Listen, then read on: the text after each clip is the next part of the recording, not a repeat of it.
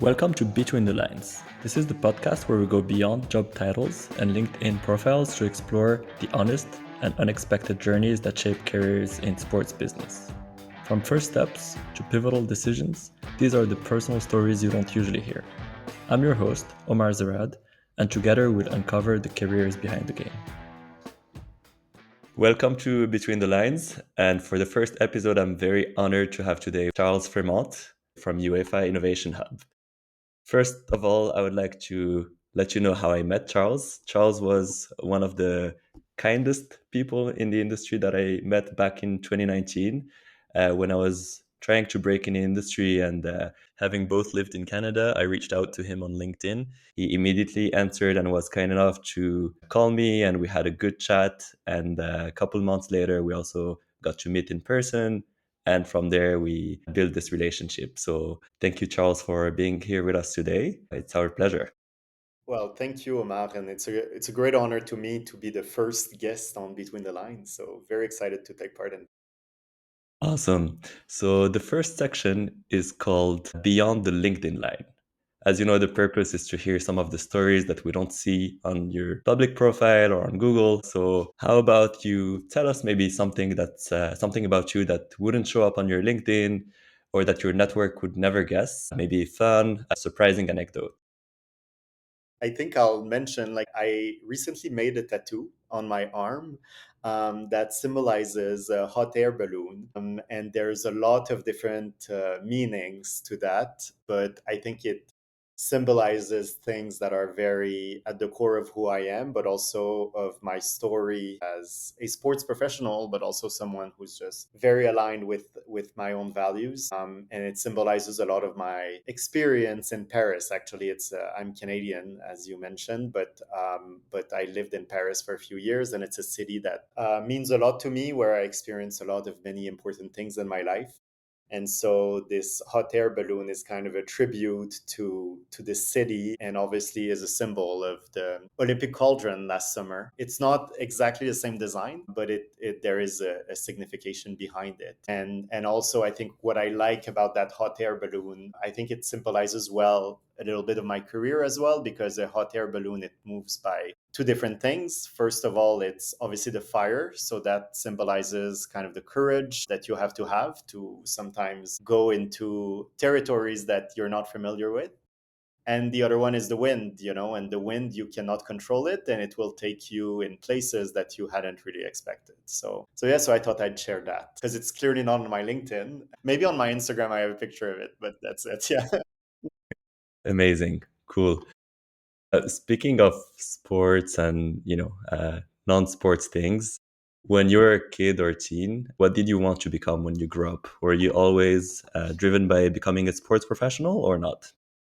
Yeah, I think sports always resonated with me, especially as a kid, for tons of different reasons. Like I didn't have like kind of a normal childhood, but who does have a normal childhood? I don't know. But, I felt sometimes very lonely and not belonging in a certain way in many different communities at school or with friends or even within my family. And so for me, sports was always a space where I felt safe, not only safe, but I had the opportunity to dream when I was watching sports. So obviously growing up in Montreal, ice hockey I still feel awkward saying ice hockey because in Canada we just say hockey. There's only one hockey, right? But yeah, ice hockey, and especially my club, the Montreal Canadiens, has always been kind of my religion. So obviously, like watching the games at night by myself, I felt like I was part of a larger community of people from Montreal and from Quebec,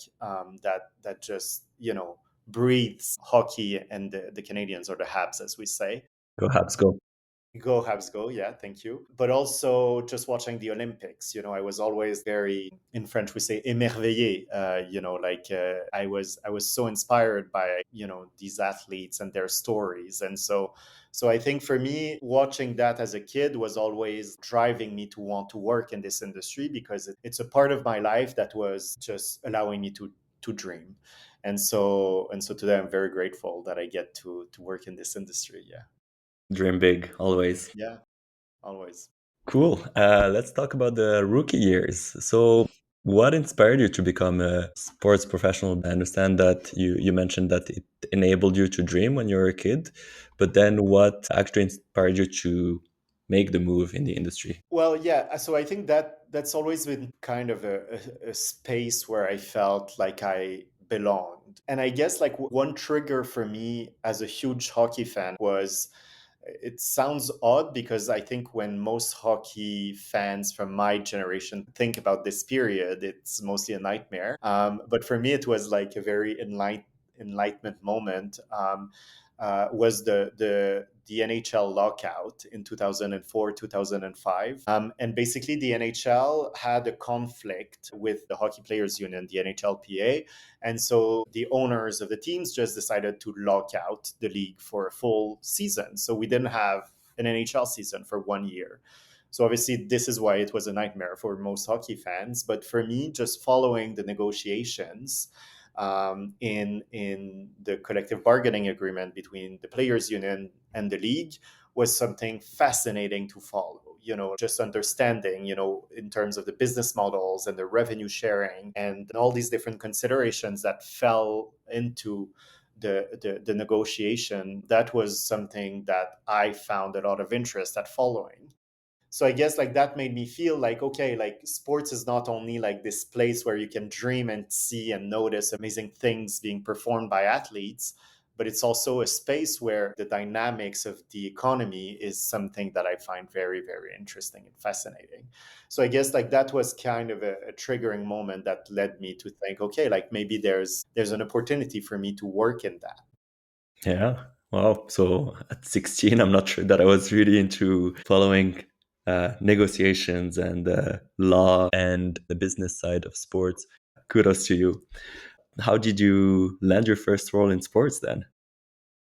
I studied law school in Montreal, and basically, I during my studies, I also wanted to work, make a bit of money. But I said, like, okay, so if I'm about to study really hard, I'd like to have actually a job that, is aligned with my passions. So one summer, I worked at a store in Montreal, a sports equipment store called Sports Experts. So I worked there for about a year.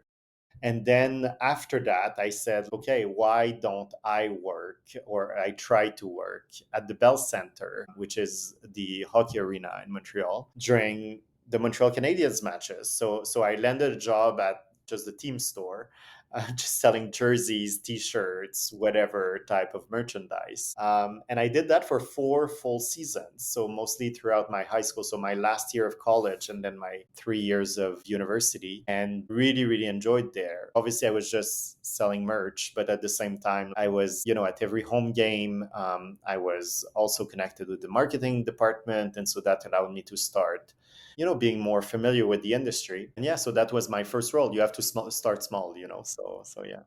I think it's a great entry point, and it often starts in sales, whether it's at the store or whether it's, to sell tickets or packages for events. From what I heard here and there, it's often the case, and then you can grow. So that's Definitely, very interesting.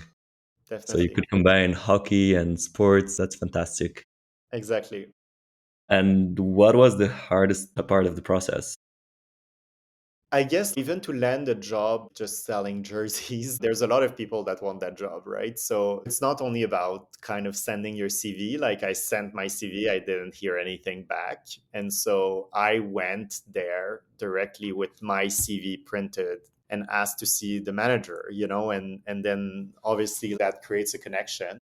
And that was at some point during the summer, and obviously they were preparing the next season. So when they started recruiting people, they remembered me as the guy who showed up, and was interested enough to show up with my CV. So it clearly showed motivation. So that happened. But then I think obviously during summers I didn't have, well, the season was over, so they didn't need me anymore. So what happened 1 year, and especially then I was in law school, so I was trying to have summer jobs that were a bit more aligned with the career I wanted to have. But obviously there were no sports law firms or things like that where I could do internships. So one summer I just decided to apply for just a summer job at the I don't know if that's a word in English. Like in French, we say ombudsman. It's like the kind of the organ of the government in Quebec that oversees and makes sure that all ministries and public organizations follow the main principles of ethics and compliance. So I had applied to a job there, and turns out I showed up 15 minutes late to the interview, which never happens to me. Maybe that's why I live in Switzerland today. I'm so obsessed on being on time everywhere, and I showed up late because there was public transport problem that morning. And obviously that didn't make the best of presentation from myself to the hiring manager there. So I didn't land the job, and I was super prepared for the interview. I didn't land it. So they communicated that to me like a few days later. Like, yeah, if you can't arrive on time at the interview, like maybe you're not the right fit for us. But then that just after I got that email, I went through the list of potential job opportunities that the University of Montreal was publishing every summer for students. And there was a job opening at Tennis Canada. So that's the Canadian Tennis Federation in sales for the Rogers Cup. At the time, it was called the Rogers Cup. I think they changed the name of the tournament, but it's an ATP 1000 series event organized in Montreal every summer. And they were looking for a sales rep. So I sent my CV, and luckily enough, they called me within the next hour. I did the interviews, but again, like we were, I think, 10 different people applying for the role. And at the end, they said, we don't want someone who's just going to be a sales rep for us. We want someone who's passionate about tennis. And after ice hockey, like tennis was the biggest sport I'd follow, and it's still the case today. And so at the end, they told me that, and then they said, I said, like, I think my response, okay, was just, okay, try me on any kind of trivia question related to tennis. And they asked 5 questions. They were kind of easy questions, who's So the they number one. actually asked about Yeah, exactly. They asked about it, but that led us to actually talk for 15 minutes about the biggest tennis matches we had seen and stuff like that. So that kind of clearly created the bond. And I think they could tell I was genuine when I was saying that I was passionate about the sport. So that was kind of my second or third job in sports, if you take sports expert and then the Montreal Canadiens during matches. It was tickets, but it was also hospitality packages for the event and stuff. And then I got to be on site during the full week of the tournament, but also being in the team meetings for the preparation of the whole event. So that kind of got me to learn about event management. And the hard part, which was the fact that I completely failed that interview at the ombudsman, actually led me to land a job that would be very important. things happen for a reason sometimes. Yeah, trust the process. Cool. Let's now talk about clutch times. So we want to hear about some of the stories and important moments of your career. So was there, for example, a moment when things didn't go as planned? I don't know, a failure or a setback, important setback that ended up teaching you something essential or redirecting you or your path in an expected but important way. Something that has really changed your career despite potential setback or failure at the beginning. Yeah, I wouldn't say it's a failure or a setback. I think this is part of any professional's journey. So once I did law school, I worked for a couple of years in a Canadian multinational company called Bombardier, where, as a legal counsel, I really, really enjoyed it, but then decided I really wanted to kind of try this sports career. So I applied to the FIFA Master, which is an international master focusing on sports business and legal aspect. And I got taken. I was very, very surprised because they only take 32 students every year. And there are hundreds of people who apply, but I got taken, and then I did that master. And then once I was done, I landed a job in Lausanne. Actually, that was my first official role in sports in a consulting company called TSC Consulting. I worked there for 2 years and a half, and I really had a tough time there, not because of the job itself. The job was really interesting. My role was to be a consultant, bridging the gap between the public sector worldwide as well as international sports organizations. So, working a lot on bidding strategies for cities, countries that wanted to host sport events. but also working directly with the international sport federations to make their events more appealing to cities in terms of business models, of hosting strategies, things like that. And so that was before I started working in the innovation world. But then during that time, it was a period that was very difficult for me because I was living in Lausanne. I didn't really enjoy my life there, mostly for personal reasons. It has nothing to do with Lausanne or Switzerland. I mean, I live in Switzerland now as well. So, but I think like my mom was ill. She had a terminal phase cancer. Obviously, in Montreal, I was living an ocean of distance from her. So I had to kind of be supportive, but also experience all of that being very far from home. So that was not easy. And at the same time, I was in a long distance relationship with my partner of the time who was living in Paris. So obviously that was a bit hard for me to manage and I felt really lonely. And so that also impacted myself and my mental health. And I actually got into a depression that also affects your professional life. And so that was hard for me at the time, but I think in the end, it kind of led me to a better space because it led me to move to Paris and land a job that would be, life changing for me, for my career at Le Tremplin, which I'll be able to talk about in just a few minutes, I guess. But, I was there working for a startup accelerator focused on sports, and that was just a complete turning point in my career. So yeah. Thank you for opening up and sharing a touching moment with us. And I think it's not often the case that we see or hear this in the industry. So thank you for telling us I about think I this. think we need to talk about it more, not only in this industry, but just in a professional life. It's part of life, Absolutely. And I think it's changing also more and more. of course. You mentioned a game changer with Le Tremplin. Can you tell us about some of the pivotal moments that shaped your career and changed your trajectory?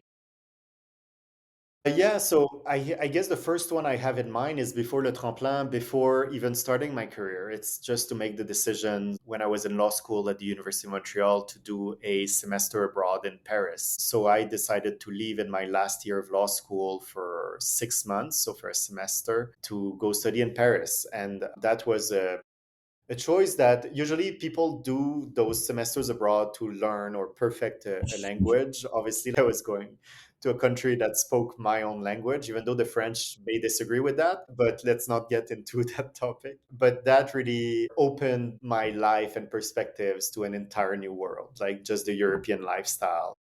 Which is more suited to who I am, I think, today. And obviously made me completely fall in love with the city of Paris. And when I came back, I was just so sad that I was focused on finding jobs that would allow me to go back to Paris. And that's why I started working at Bombardier, because even though it's a Canadian company, they have several operations in Europe. And I knew that after a few years in Montreal, I would eventually have the opportunity to go work in Europe for them. But at the same time, I decided to leave that very comfortable job and apply to do the FIFA Masters. So I guess that is kind of the second pivotal moment, is leaving a very comfortable job that was paying me well. Most of my classmates in law school really wanted to actually do that job despite the comfort. It's not my calling. So yes, I just decided to leave that behind and apply to the FIFA Master. And when I got taken, I remember at the time I was hesitating because I wanted to buy an apartment in Montreal and I had visited it and it was great. But these were in the few weeks where I was expecting my response for the FIFA Master. Mm. And so when I got the response, I said, okay, the money aside I have, I'll invest it in taking a gap year to actually go back to school and doing the FIFA Master, which I never really regretted because I had three objectives doing the FIFA Master. Was first to land a job in sports, second in Europe, and third, not necessarily in the legal world or in Yeah. the legal role. And that was important for me because I think as I was developing as a legal professional, I could feel like this career was not necessarily aligned with who I was. It was like clearly a bet that I took that paid off on every single level just um, because I fulfilled these three objectives. And then the third pivotal moment was leaving Lausanne because I only have a Canadian passport. So obviously, like in Europe, It's not always easy to get sponsored by organizations to sponsor your work permit. And at the time, I was just starting in the sports industry. So I decided to leave Lausanne, even though my employer was satisfied with me and they wanted to see and explore how they could, make my immigration situation in Switzerland permanent. I decided to turn down that proposal and to just leave to Paris without having any security net under me. I didn't have a job yet. I didn't have a working situation.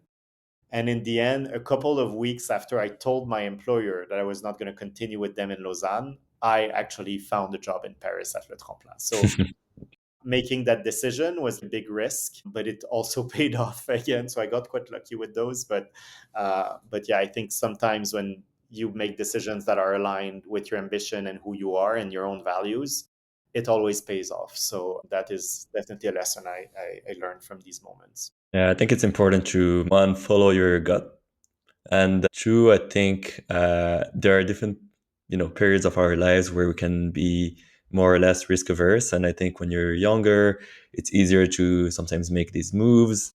Whereas when you're more settled, it's not always the easiest or the most intuitive.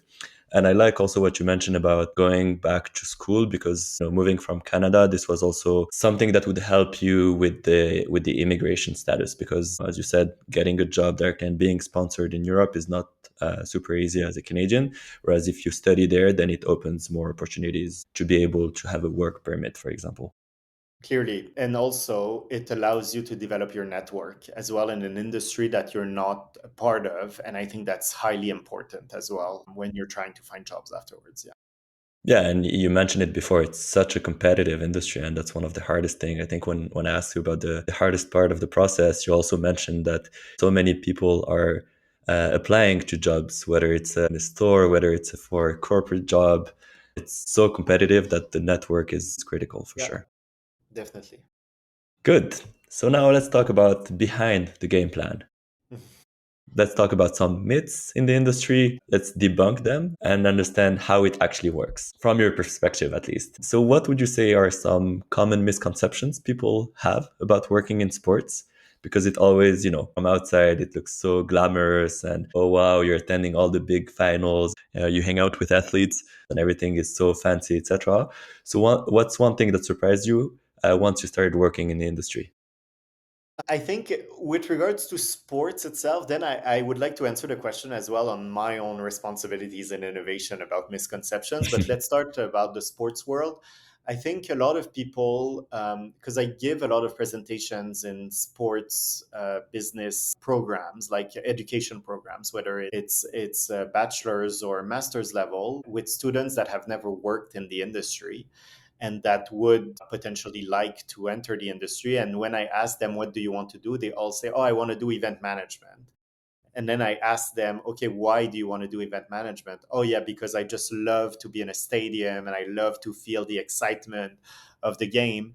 But actually, to do event management is not watching the game. You manage everything that happens behind the scenes. And if your goal is to actually watch the game or watch the event, like this is not.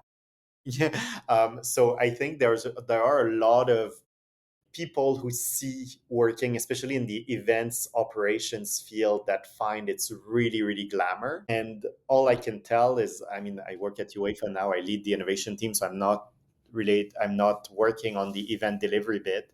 But what I can tell you is I have the utmost respect for my colleagues who work in event operations, just because there are so many different things you need to manage at the same time while not being linked at all to the glamorous part of the thing. So I think that is the biggest misconception about the sport is that event operations is something glamorous. It's not. It's super interesting, but it's not Yeah, glamorous. yeah. No, and you always need to have like backups, anticipate things, think of what could go wrong, and yeah, Risk for sure. management. Great. And you mentioned some of the things that we don't see that those people in event management do. So, on your side, what invisible work do you do that no one sees? Would you say? So I lead the innovation hub of UEFA, and I think like when I mentioned like the misconception about my role, I think a lot of people think that my team and I are just working on technology. It's not the case. Obviously, technology is an important part of the innovation process, but it doesn't start with technology and it doesn't end with technology. It starts by understanding people and what are the main pain points or opportunities that these people have. That what are the pain points they feel or they experience, or what are some opportunities that we can create for them, and how can we create more value for these people. So these people can be obviously fans, they can be athletes, they can be colleagues, they can be different types of stakeholders, referees, coaches, whatever. So I think the behind the scenes work that we do that people don't necessarily get to see or understand from outside is the fact that most of our work is trying to understand these people. So how do we do that is we work a lot with designers and with design methods, to very much understand what is their experience with whatever we're trying to build, and how can we create something that is relevant to them and that matters to them, and that around which we can create like certain business models. So that's the whole process of what we're doing, and then we prototype it and then we test it. So obviously the technology will come in the prototyping phase and obviously in the ideation phase, just before, but it actually requires a lot more steps in advance to kind of understand the audience that we're addressing. Absolutely. And I think, as a wise man once told me, it's also important to be comfortable with the unknown when it comes to innovations. Yeah, I like what that wise man said to you. Okay, great. So, what's, again, in terms of misconceptions, what's something that's much harder, or actually that's much easier, than people think in your industry?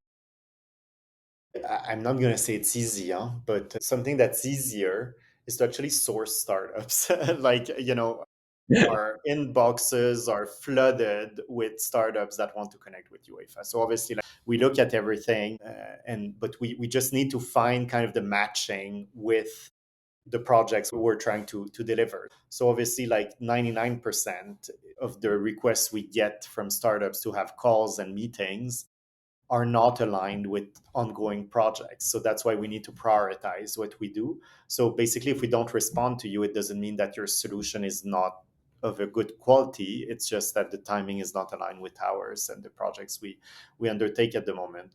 And I think that's kind of a misconception, because on the sourcing bit, a lot of people think, we want the best of the best of the best startups, but what we want is just a startup that has a relevant product that we can test and experience. And when you're UEFA, with the visibility we have, it's not like when we communicate, we're actually looking for this type of technology. We're flooded with requests of startups that want to collaborate with us. So that is not a hard part. And I think like a lot of like my LinkedIn inbox is filled with platforms that allow us to source better. It's not a problem we have. Yeah, I have to be honest. Yeah. I can imagine. I can Yeah. imagine. Good. Let's talk about the sideline wisdom now, and talk about advice. If you think about yourself when you were younger, what's one thing you wish you could tell or teach your 20-year-old self? It's a good question. It's like an inner child question, right? It's like coming back to your inner child. Well, 20, you're not a child anymore. No, it's funny, but you know what? When like I did a bit of home cleaning recently, and I found my graduation album from high school. Basically, every cohort we had like kind of a sentence. Usually it's in Latin or in Greek, and it's always about something that is a bit meaningful that should inspire you throughout your career. And I'd completely forgotten about ours. And the one from my year is in Greek, and in French it's been translated in French. I don't know the exact translation in English, but in French it's connais-toi toi-même, which means know yourself. Yeah.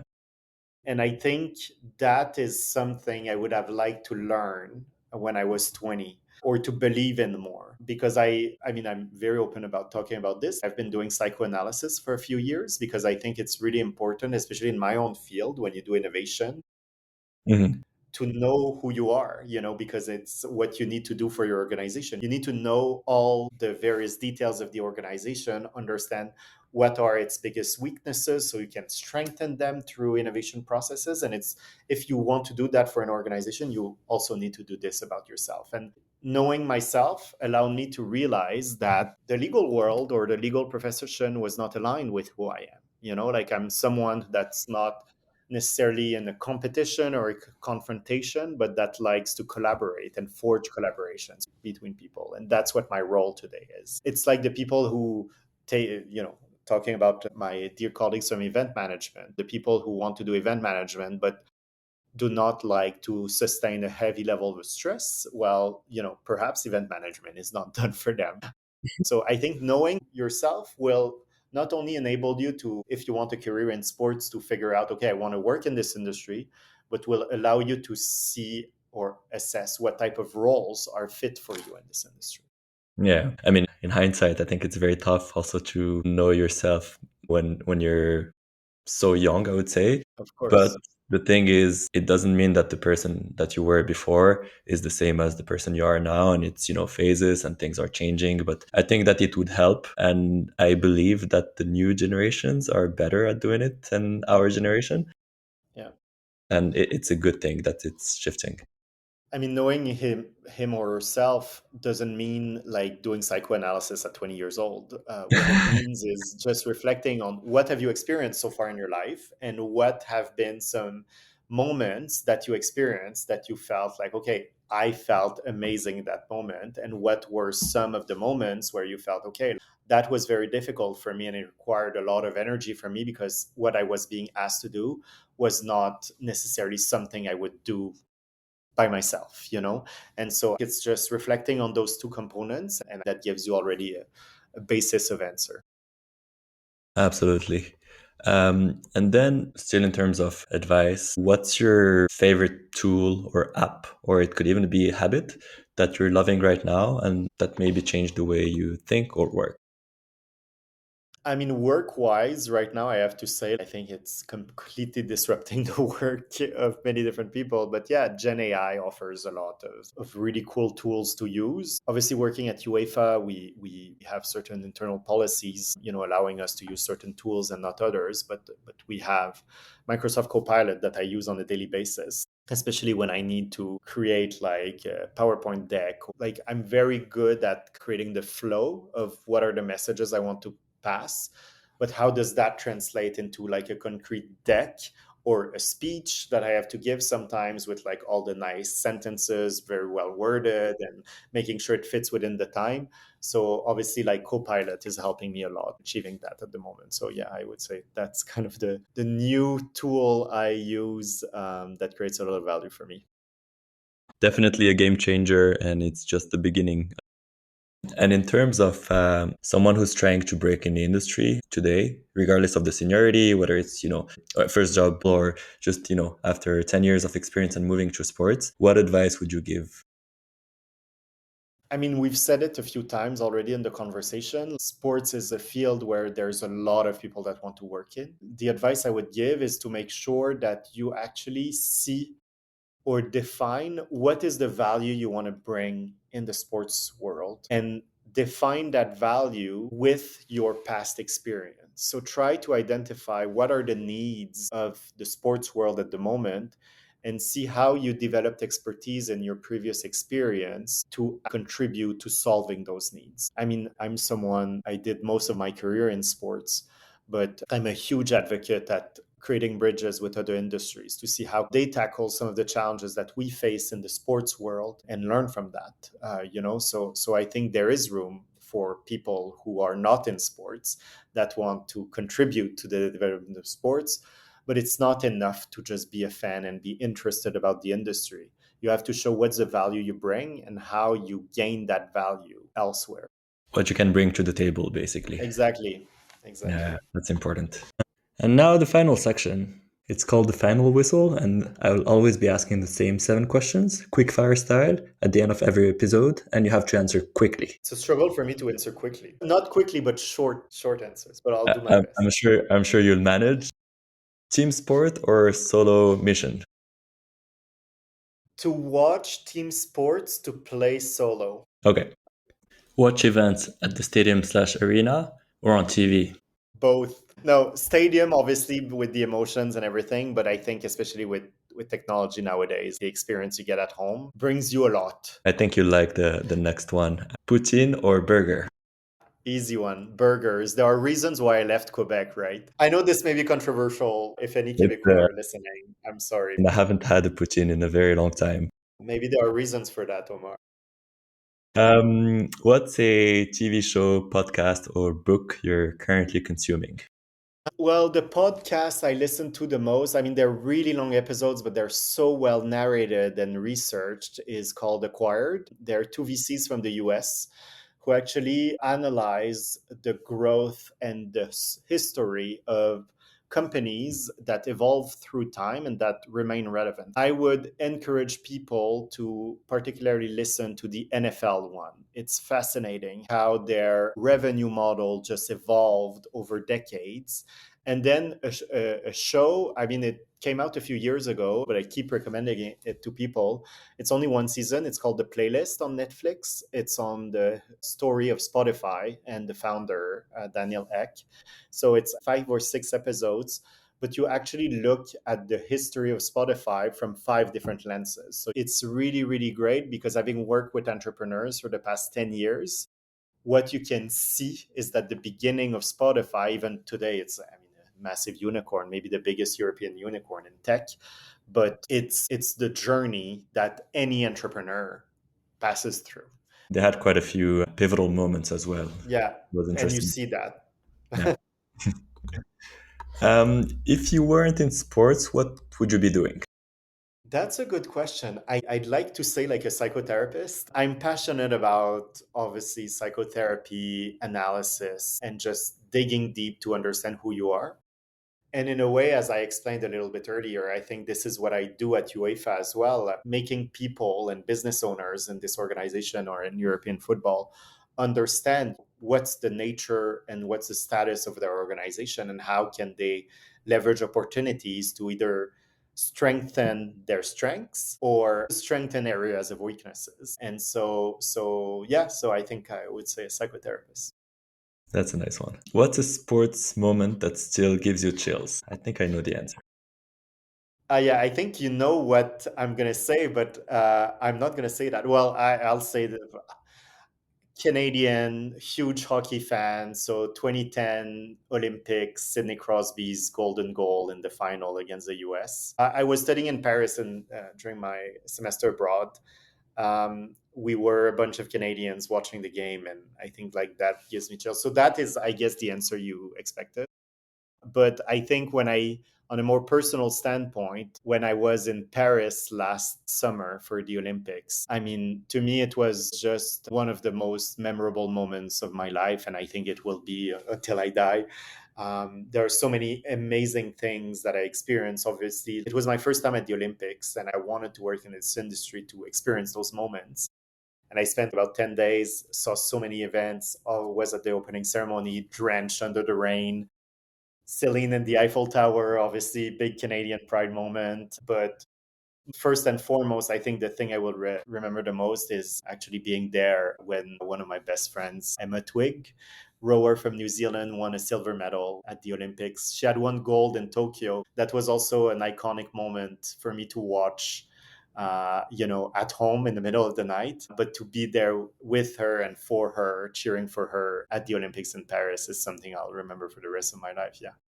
Amazing. The beauty of sports. Yeah, exactly. Last but not least, finish the sentence. The sports industry needs more. I think I could answer like for an hour on that, but I'll say the word openness. I attend a lot of sports business conferences, but also in our discussions at UEFA and the people we hire, not only at UEFA, but throughout the sports industry, we feel like, okay, we need to hire sports people.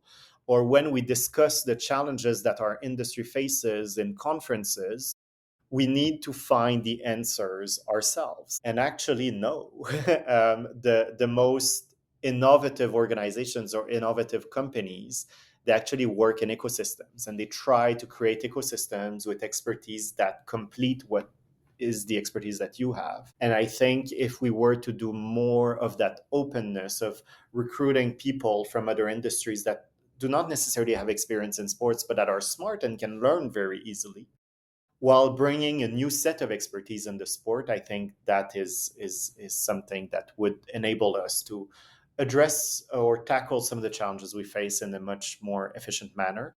And same with kind of just innovation partnerships and stuff like that. I think to connect ourselves with ecosystems outside of sports is something we're doing at UEFA, but that I would definitely encourage more and more organizations to. Makes sense. Makes complete sense. And Charles, speaking of openness, thank you so much for being so open and transparent with us. It was a pleasure to have you as our first guest. I really enjoyed the conversation, and hopefully, a lot of people will be inspired by everything you said and your, non-linear path, I would say. So, thank you so much. Thanks, Omar. It's been an honor, and I'm really looking forward to listening to the next guest on the podcast. Amazing. Thank you. And that's it for today's episode of Between the Lines. Thank you for listening, and if you enjoyed it, make sure to follow and share it with someone who loves hearing honest conversations about the careers behind the game.